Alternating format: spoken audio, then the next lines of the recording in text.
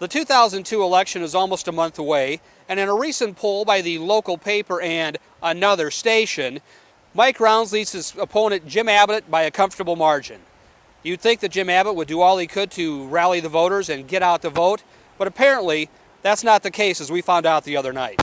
We came to the VFW at the invitation of the Abbott campaign. Numerous calls were left on my answering machine inviting me to a free barbecue.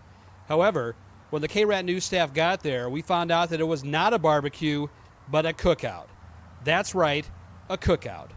There were no ribs, no brisket, no pulled pork, only hamburgers and hot dogs. We at KRAT News were not allowed inside the premises. However, we did find a couple of people who attended the event. They got big, huge bags of chips, and you just dig your hand in there and throw them on your plate. What kind of sanitary bull is that? There could have been just people with picking their nose and stuff before I got in the line, and they're digging their hands in the chips and throwing them on their plate, and then I got to dig in there, and maybe some of their boogers fell off their finger onto the chips that I grabbed, and what the hell kind of stuff is that? But that's not the worst of it, as this potential voter found out. And when I was going through the food line in there, and I saw everybody else was taking a hot dog and a hamburger, and so I thought I could take two, and so I put two on my plate, and I think it was his mom, some old bag started yelling at me and said, "Hey, you can't take two, you son of a bitch!" So I put the one back that I licked first. And then I looked around. Everybody else was still taking two.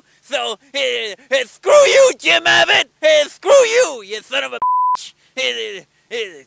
So as you can see, the Democratic candidate faces an uphill battle in the final weeks of the campaign.